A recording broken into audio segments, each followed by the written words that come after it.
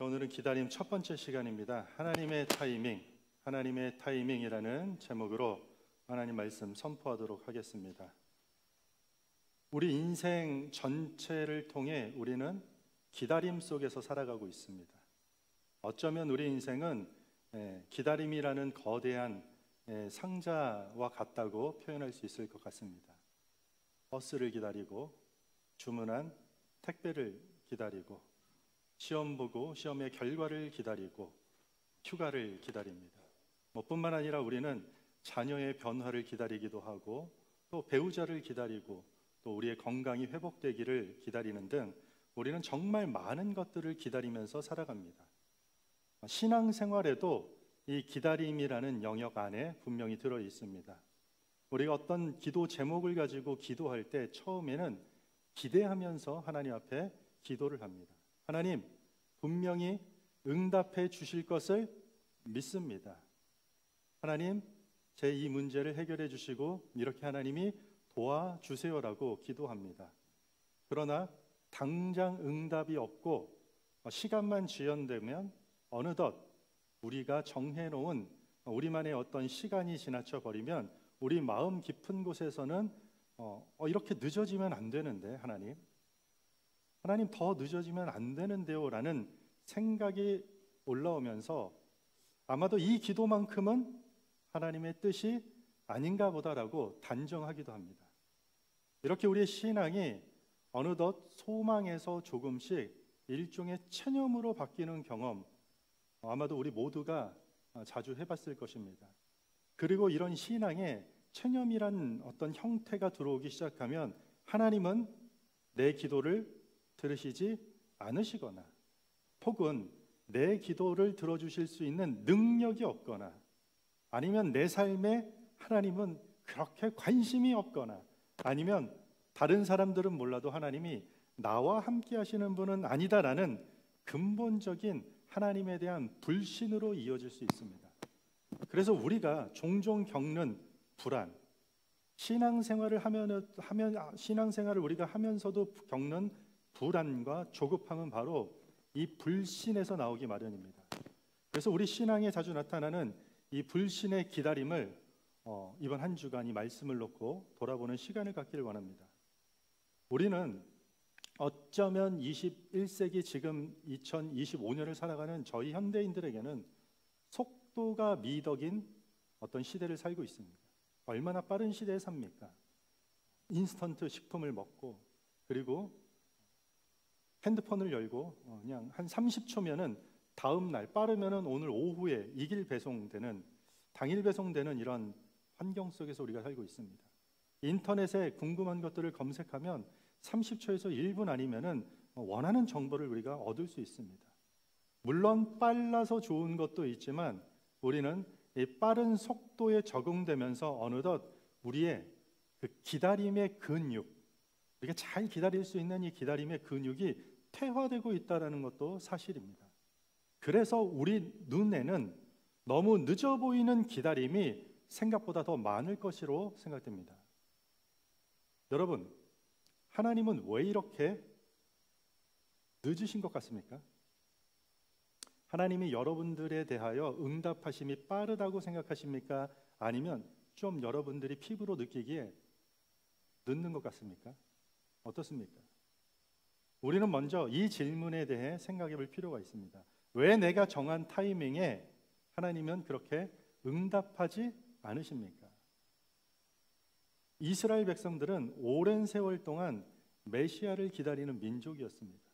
아브라함에게부터 시작돼서 다윗 왕에게, 그리고 구약에 정말 많은 선지자들을 통해서 하나님은 수백 번이 넘도록 구원의 약속을 하셨습니다. 너희를 구원하시겠다고 약속하셨습니다. 이사야 선지자를 통해서 한 아이가 우리에게서 낳고 한 아들은 우리에게 주셨다고 예수 그리스도의 탄생도 오래전부터 예언하였습니다. 그런데 그 약속 이후에 어떤 시간이 찾아옵니까? 우리가 흔히 알고 있는 구약 선지자 구약 성경의 마지막 말라기 이후에 무려 400년 동안 하나님께서 새로운 선지자를 보내지 않으십니다. 흔히 말하는 중간기가 있었습니다. 400년이라는 침묵처럼 느껴지는 시간이었고, 그 시간은 소리 없는 시간이었습니다. 이 400년이라는 시간은 단순히 달력의 숫자가 아닙니다. 이스라엘 백성들에게 있어서는 하나님의 음성이 완전히 끊어진, 하나님과의 관계가 완전히 고립과 절망의 시간으로 느껴졌습니다. 소망의 등불이 꺼지고 어쩜 절망이 일상이 된 시간입니다. 그때 이스라엘 백성들은 하나님이 우리를 잊으신 것 같구나, 하나님이 우리의 선지자들, 우리의 조상들을 통해서 그렇게 메시아에 대한 약속을 하셨음에도 불구하고 아마도 이렇게까지 세월이 지나면서 응답하지 않는 걸 보면, 그것은 그냥 우리 민족들이 갖고 있는 하나의 전설일 뿐이다라고 탄식하면서 영원히 더 이상 하나님의 응답과 약속이 성취되지 않을 것이라고 느꼈을 것입니다. 여러분, 우리도 이 이스라엘 백성들과 똑같은 질문을 던질 때가 있습니다. 하나님, 이 문제를 놓고 몇 달째, 아니 하나님 몇 년째 기도하고 있는데 왜 아무런 변화가 없습니까? 너무 많은 시간이 흘러서 이젠 늦었다고, 하나님 이제 이 일은 이루어지지 않는 일이라면서 더는 기다리기 지치고 힘들어져 버릴 때가 우리에게 있습니다. 그런데 놀랍게도 오늘 성경은 이 절망의 긴 시간의 때가 찼다고 선포합니다. 인류에게 그 오랜 기다림의 시간의 때가 찼다고 선포합니다. 이스라엘 백성들이 체념하고 싶어 했던 그 시간을 오늘 본문은 한 문장으로 이렇게 부릅니다. 4절에 보면 때가 참에, 때가 참에 하나님이 그 아들을 보내사. 우리는 너무 늦었다고 느끼는 시간인데 성경은 그것을 이렇게 표현합니다. 때가 찼다라고 부릅니다. 도대체 이 때는 누가 정하는 것이며 누가 이제 충분히 되었다고 말할 수 있겠습니까? 성경 처음에 어떻게 시작하죠? 창세기가 하나님이 온 우주 만물을 창조하신 이야기로 시작됩니다. 하나님이 어떤 분인지 이야기를 할 때 하나님께서 온 우주 만물을 창조하신 분으로 먼저 설명하고 있습니다. 하나님은 시간도 창조하셨습니다. 시간 안에도 존재하시고 시간 밖에도 존재하시고 영원 속에서도 존재하시는 하나님이라는 뜻입니다. 그렇기 때문에 시간의 주권은 누구에게 있습니까? 하나님께만 있습니다. 우리의 시간은 불안정한 시간에 우리는 갇혀 있지만 우리는 우리의 시계만 보면서 너무 늦은 것 같다, 너무 이른 것 같다, 너무 이 사건과 내 일들이 내 인생의 플랜과 계획과 하나님의 응답하심이 딜레이 되었다고 말하지만 하나님은 하나님 당신의 시간표를 보면서 지금이 가장 좋다라고 말씀하실 수 있는 분이라는 뜻입니다. 이 확신이 우리가 이 세상을 살면서 기다림의 영역 안에서 모든 불안을 잠재울 수 있는 중요한 열쇠가 되는 것입니다. 우리는 늘 나의 시계만 보면서 늦었다고 탄식하지만 하나님은 하나님의 타이밍 안에서 정하신 그때를 가장 좋다라고 말씀하십니다. 여기서 때가 찼다라는 말은 단지 연대기가 어느 숫자에 도달했다라는 그런 수준의 이야기가 아닙니다. 이 말은 하나님의 준비가 완전히 성숙하고 완성되었다라는 의미입니다. 하나님의 준비가 완전히 무르익어서 이제 가장 완성된 상태가 되었다라는 의미입니다. 여기서 말하는 때는 그냥 시계가 흘러가는 그런 시간이 아니라 헬라어로 카이로스라고 하는데 하나님 보시기에 이제 됐다, 이 정도면 충분하고 이 정도면 가장 결정적인 순간을 가리키는 것입니다. 하나님께서 정하신 결정적이고 가장 적절한 시점, 이것이 바로 우리가 붙들어야 하는 하나님의 타이밍입니다. 하나님은 예수 그리스도를 이 땅에 보내시기 전 온 세상을 역사의 시작부터 역사가 끝나는 순간까지 섬세하게 조각하고 계십니다. 이스라엘에게 400년은 침묵의 시간이었죠. 더 이상 선지자도 없고 더 이상 어떠한 사인도 없는 시간이었습니다. 그런데 그 400년의 침묵의 시간이 흐르는 동안 하나님은 역사의 무대를 위해서 계속해서 준비하고 있었던 것입니다. 여러분들, 예수님이 오셨을 때 당시가 어땠습니까?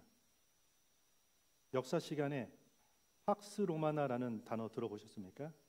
라틴어로 로마의 평화라는 뜻입니다.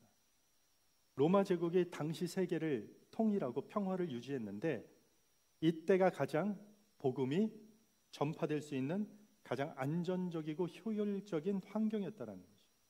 모든 길은 로마로 통한다라고 할 정도로 로마가 닦아놓은 수많은 도로는 훗날 어떻게 되죠? 많은 사도들과 많은 복음의 증인들이 복음을 들고 가장 빠르게 이동할 수 있는 통로가 되었습니다. 그리고 그 400년이라는 기간 동안은 독특하게도 헬라어라는 언어가 국제 공용어가 되어서 모든 계층의 사람들이 그 언어로 소통할 수 있게 되었습니다. 이는 당연히 복음과 그리고 우리가 들고 있는 신약 성경이 번역과 통역의 혼란 없이 전 세계로 퍼져나갈 수 있는 단일 언어적 통로를 제공하는 시대로 400년이 다듬어졌다는 거죠. 이것보다 더 중요한 것은 사람들은 율법과 종교 제도로는 진정한 평안과 구원이 오지 않는다라는 사실을 이제 몸으로 느끼고 있었습니다. 이스라엘 백성들은 어떻습니까? 율법을 지키려는 수많은 노력에도 불구하고 죄는 여전히 인간을 지배하는구나. 인류가 스스로를 구원할 수 없음을 깨닫고 이제는 분명히 외부의 개입이 필요하다. 우리 스스로는 되지 않는구나. 어떤 메시아라는 존재로부터 개입이 필요하다라고 고백할 수밖에 없는 바로 그때가 오늘 4장 4절이 이야기하는 때가 찬 시간이었던 것입니다. 400년의 침묵의 시간 동안 예수 그리스도가 오심은 역사의 달력이 아니라 하나님의 타이밍, 하나님의 구속사적인 시계가 마침내 울린 사건, 순간이라고 말할 수 있는 것이죠. 하나님은 모든 구약의 예언과 그리고 역사가 하나로 모인 결정적인 순간을 택하셨던 것입니다. 이건 단순히 그냥 환경이 편해졌다라는 의미를 넘어서 당시의 율법과 그리고 가장 철학이 발달했던 그 모든 인간을 구원할 수 없다는 그 인류의 영적 절망이 최고조에 달했던 그 시기에 한마디로 구원자가 가장 필요했던 필연적 시점이었기 때문에 하나님의 섭리와 그 때는 완벽하다고 이야기할 수 있는 것입니다. 정리하면 이렇습니다. 세상의 역사는 40년 동안 침묵했지만 하나님은 400년 분량의 작품을 준비하고 계셨던 것입니다. 하나님의 타이밍은 빠르거나 느린 그런 개념이 아닙니다. 가장 강력하고 가장 안전하며 가장 영광스러운 결과를 보장하는 시간이라고 이야기할 수 있는 것입니다. 이스라엘에게는 너무 늦은 것 같은 시간이었지만 하나님께서는 복음이 전파될 길이 준비되었고 사람들의 마음이 이제 낮아지고 구주 예수를 갈망하는 때가 차가는 시간이었다고 성경은 언급하고 있는 것입니다. 여러분, 우리가 아무 일도 안 일어나는 시간이라고 부르는 그 시간에 도대체 하나님은 아무것도 역사하지 않는 것 같이 우리가 느껴지는 바로 그 기간에 하나님은 조용히 그러나 아주 확실하게 사람들을 준비시키고 거기에 가장 필요한 환경들을 맞추시고 무엇보다도 그 믿음과 복음을 받아들일 수 있는 우리의 마음과 믿음을 다듬고 계신다라는 이야기죠. 우리는 너무 늦었다고 말할 때가 많아요. 하나님이 응답하지 않는다고 이렇게 얘기할 때가 많습니다. 하지만 하나님은 지금 네 믿음이 성숙해지도록 그 하나님의 때가 채워지는 중이다라고 오늘 본문을 통해서 선포하고 있는 것입니다. 그래서 하나님의 기다림은 항상 완벽한 완성으로 이어집니다. 하나님을 향한 기다림은 언제나 완벽한 완성으로 결과가 맺어지는 것입니다. 우리는 너무 늦었다고 말하지만 아니 이것이 오지 않을 것이라고 우리는 투덜대고 불평하는 시간도 있겠지만 하나님은 아직도 하나님의 타이밍을 따라 역사하고 있다고 이야기합니다. 우리에게 딜레이처럼 보이는 시간이 하나님께서는 가장 적합한 때를 완성시키는, 즉 하나님의 타이밍입니다. 우리 4절 한번 다시 읽어볼까요? 4절. 자, 여러분들이 한번 읽겠습니다. 시작.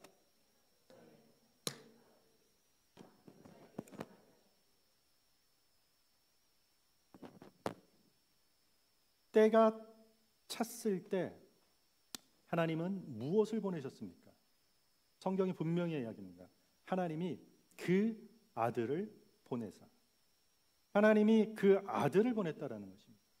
하나님은 응답으로 400년 동안 기다린 이스라엘 백성들을 향한 응답으로 어떤 것들을 보낸 것이 아니라 한 인격, 한 분 예수 그리스도를 보내셨습니다.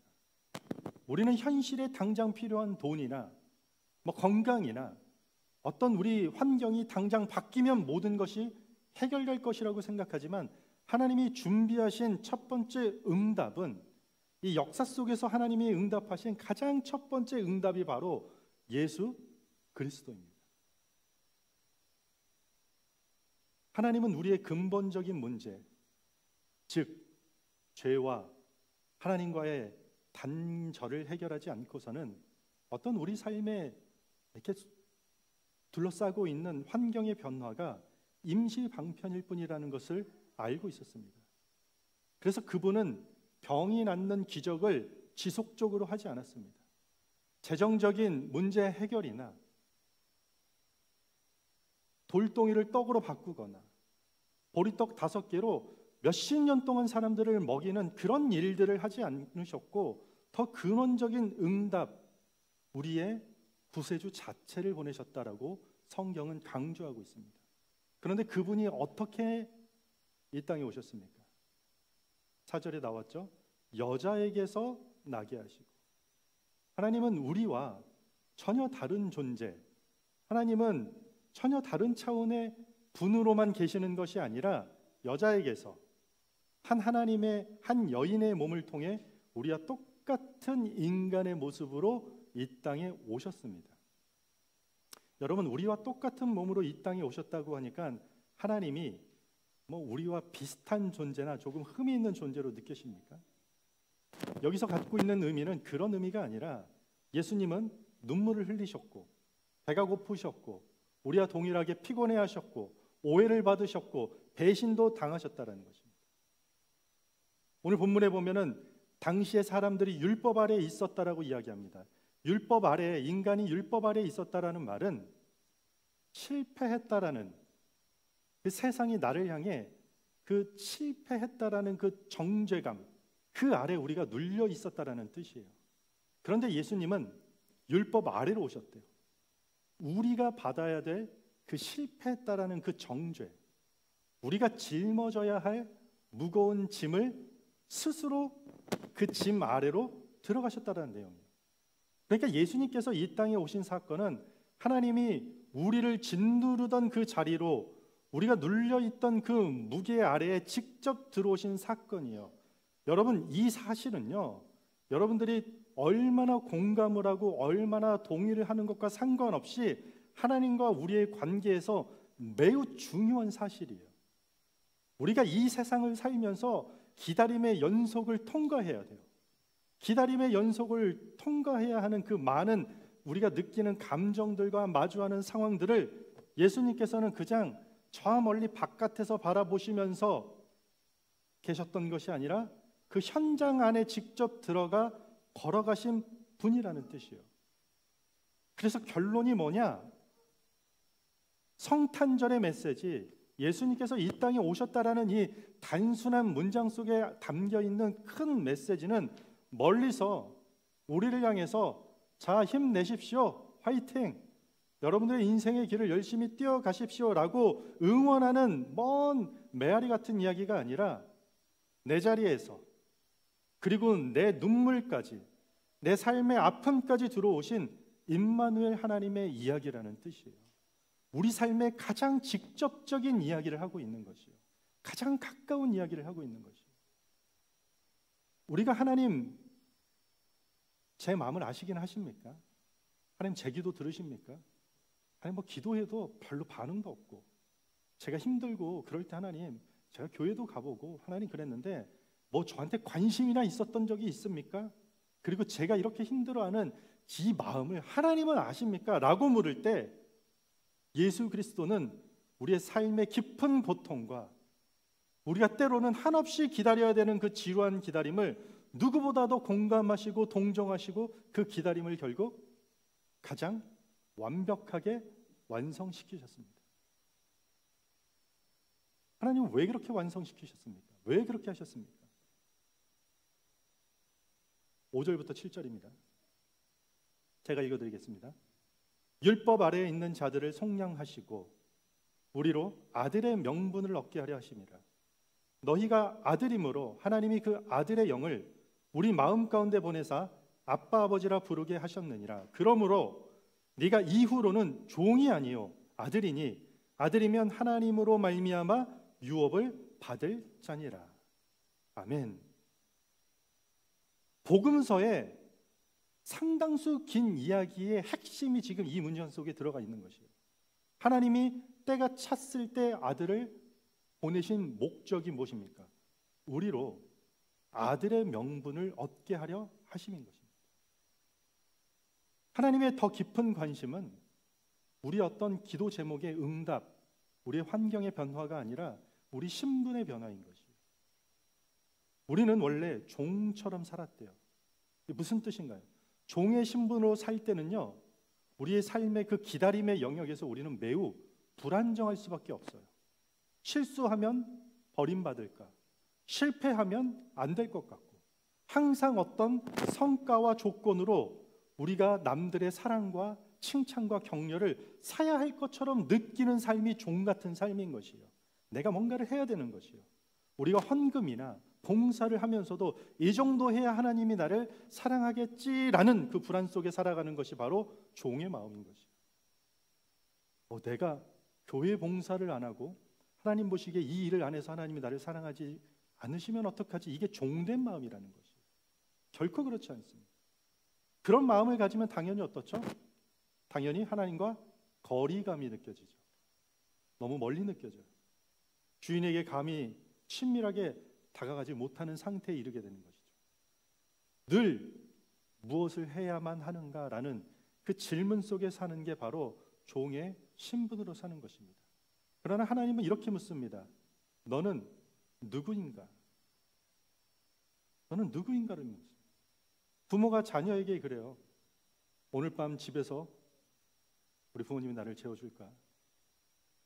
어제 저녁은 챙겨주셨는데 오늘도 하루 세 끼를 주실까? 부모가 뭐라고 하겠습니까? 네가 누구냐라고 묻겠죠. 종의 마음으로 기다리는 것은 수동적이고 절망적이지만 아들로서, 하나님의 자녀로서 기다림은 매우 적극적이고 실천적인 생활을 열게 하고 그러한 삶의 걸음으로 걷게 하는 원동력이 되는 것입니다. 우리가 어떤 지연되었다고 느끼는 시간은 하나님을 불신하는 조급함을 십자가에 못 박고 하나님이 일하실 공간을 드러내리는 그 믿음의 인내를 배우는 시간입니다. 그 시간은 반드시 필요합니다. 우리는 무의미하고 침묵하고 아무 일도 일어나지 않고 하나님이 관심조차 보이지 않는 것이라고 생각한다 할지라도 그것이 우리의 믿음을, 인내를 통해 배우는 시간이라는 것이죠. 지금 이 시간을 가장 치열하게 살아내야 하는 것이 신앙이들에게는 그렇게 중요한 이야기가 되는 것입니다. 삶의 예배가 되어야 된다. 그래서 중요한 것입니다. 하나님이 곧 일하실 것을 믿기에 지금 맡겨진 사명과 성품을 다듬는 그 일에 전력을 다하는 것이야말로 하나님의 타이밍을 기다리는 하나님의 백성들, 진짜 크리스찬들의 바른 자세가 되는 것입니다. 그래서 우리의 기다림의 목적은 환경의 변화가 아니라 바로 이 기다림을 통해 하나님의 축복을 받을 수 있는 인격과 믿음으로 우리가 정련되는 것입니다. 응답이 지연되는 것은 우리를 향한 하나님의 징벌이 아니라 세속적인 우리의 그 조급함과 그 불순한 동기를 태워 없애버리는 정련의 불이 되는 것이에요. 우리가 정금같이 나올 수 있는 시간이 되는 것입니다.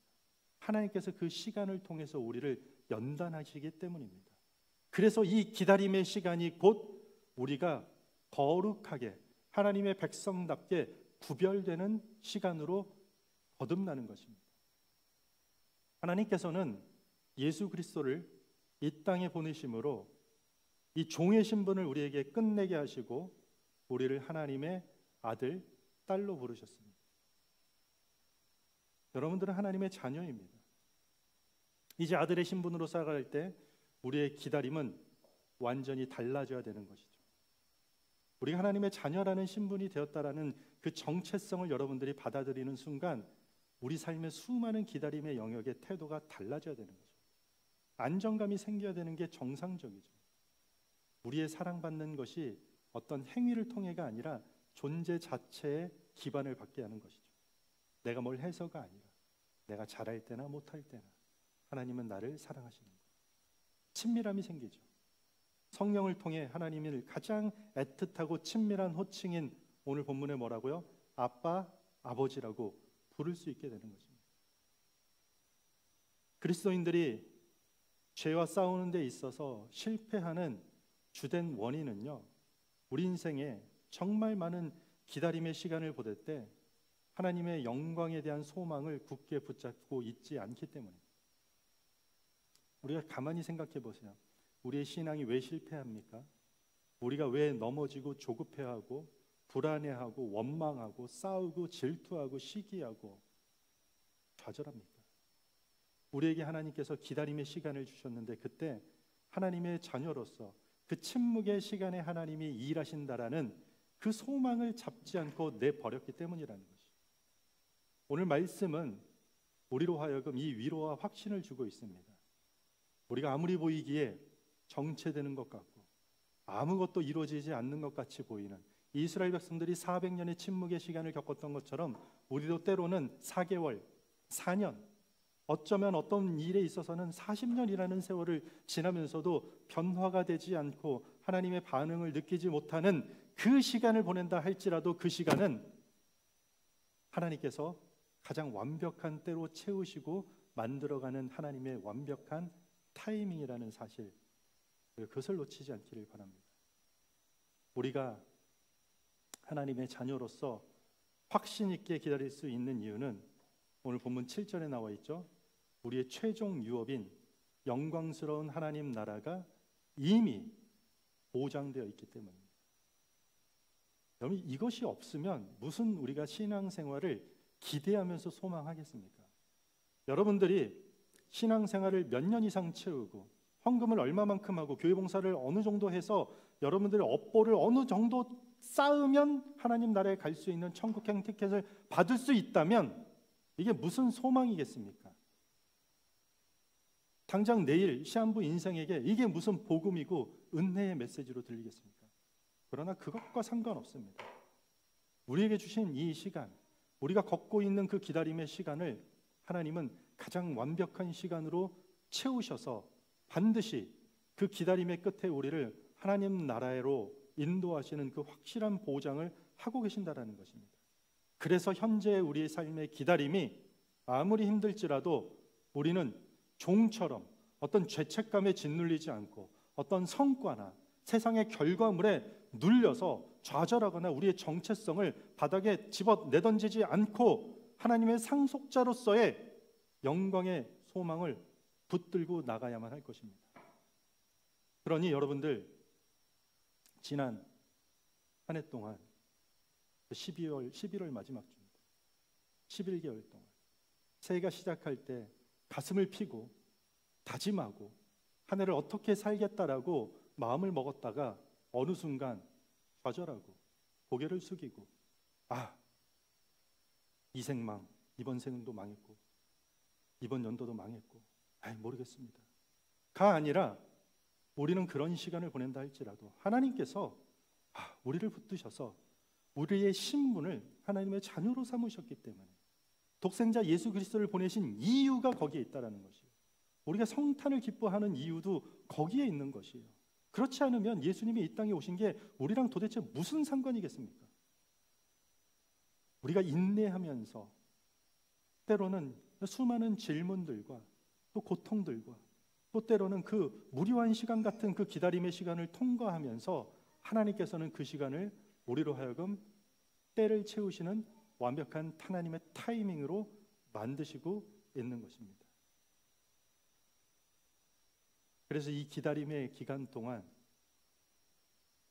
내가 여전히 어떤 종처럼 여러분들의 삶에 또 세상이 여러분들을 프레셔 주는 그 결과에 집착하면서 내가 불안해하고 조급해하고 떨고 있지 않은지, 아니면 나는 하나님의 자녀답게 하나님 아버지를 신뢰하면서 그 침묵의 과정까지도 하나님께 모든 걸 맡기고 있는지 하나님은 우리를 보고 계시는 것입니다.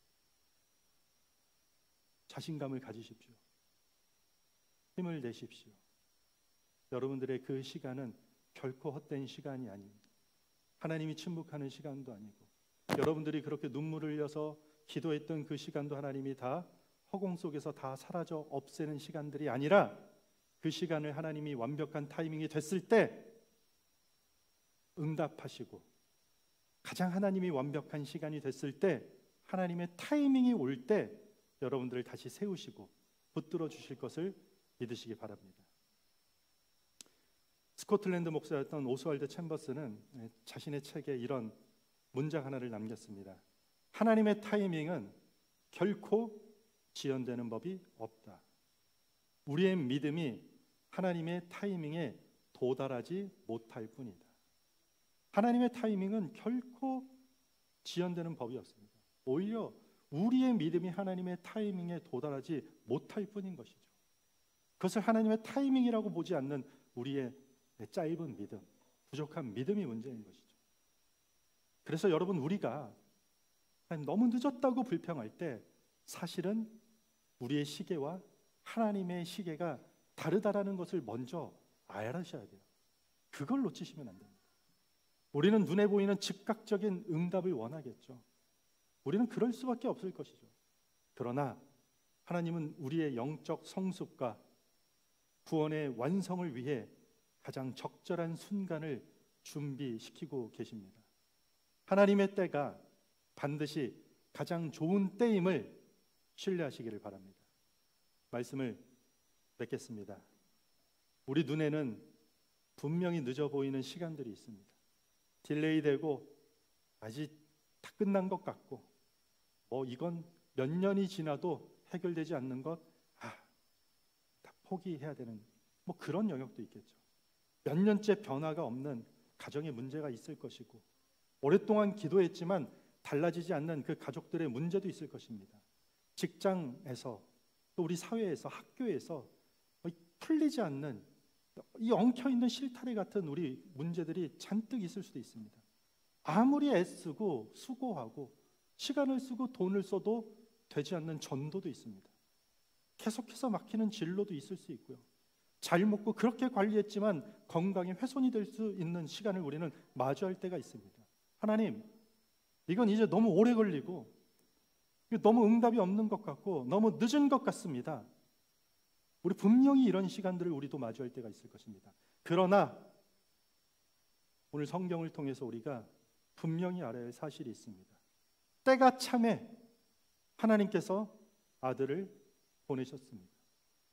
수천 년의 역사 속에서 400년 시간이라는 동안 침묵의 시간이 흐르고 어느 시간이 지나자 때가 참에 하나님께서 구주 예수 그리스도를 이 땅에 보내셨습니다.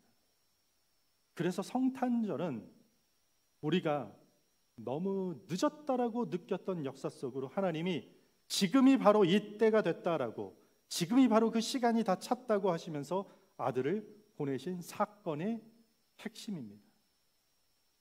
우리의 시계는 계속해서 너무 늦었다고 외칠 수 있겠지만 하나님의 타이밍은 단 한 번도 늦은 적이 없습니다. 그분은 지금도 우리 모두 각 개인과 우리 공동체가 갖고 있는 그 기다림의 순간을 때가 차는 중이다. 때가 차는 중 뭐라고요? 하나님의 타이밍으로 사용하고 계십니다. 사랑하는 성도 여러분들, 우리의 초점을 환경의 변화에서 우리 신분의 확신으로 옮기기를 바랍니다. 뿐만 아니라 우리의 모든 신앙의 초점이 나의 시간표에서 하나님의 타이밍으로 옮겨놓기를 축복합니다. 그러므로 우리는 그 종의 두려움을 벗고 하나님의 자녀의 권세로 나아가는 것입니다. 종의 그 두려움을 우리는 내버려 던지고 하나님의 아들과 딸의 확신으로서 아빠 아버지라고 부르면서 그분 안에서 소망 가운데 기쁨으로 하나님의 때와 하나님의 약속의 성취를 말씀으로 우리에게 다가오신, 기도 가운데 다가오신, 찬양 가운데 나를 만나주신 그 하나님의 약속의 성취를 기다리는 모든 성도들, 디렉션 교회 모든 교회 공동체 되기를 주님의 이름으로 축복합니다.